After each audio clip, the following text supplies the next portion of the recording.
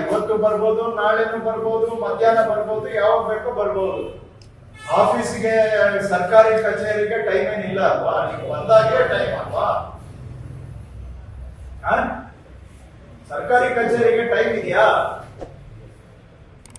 ಆದ್ರೆ ನಿಮ್ ಪ್ರಕಾರ ನೀವು ಬಂದಾಗ ಟೈಮ್ ಅಷ್ಟೇ ಅಲ್ವಾ? ಜನಕ್ಕೆ ಸರ್ಕಾರಿ ಕಚೇರಿ ಇಷ್ಟೊತ್ತಿಂದ ಇಷ್ಟೊತ್ತವರೆಗೆ ಅದು ಯಾವ್ದು ಲೆಕ್ಕ ಇಲ್ಲ.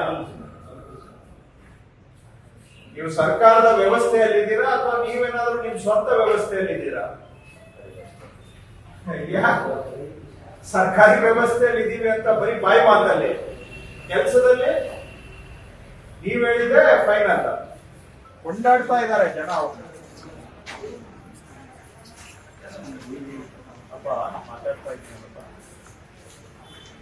ನಾನು ಮನೆ ಕೆಲಸ ಮಾತಾಡ್ತಾ ಇದ್ದೀನಪ್ಪ, ನಾನು ಮನೆ ಕೆಲಸ ಮಾತಾಡ್ತಾ ಇದ್ದೀನಿ. ಹೊಸ ಕೆಲಸಕ್ಕೆ ಬಂದಿದ್ದೀನಿ.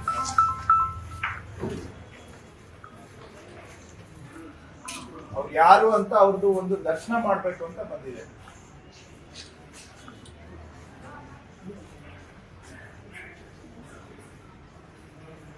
ಒಂದ್ ಕೆಲಸ ಮಾಡಿ ಅಮ್ಮ, ಯಾವ್ಯಾವ ಕೆಲ್ಸಕ್ಕೆ ಎಷ್ಟು ಅಂತ ಒಂದು ಅಮೌಂಟ್ ಬೋರ್ಡ್ ಹಾಕಿಸ್ಬಿಡಿ, ಅಟ್ಲೀಸ್ಟ್ ಫಿಕ್ಸ್ ಮಾಡ್ಬಿಡಿ.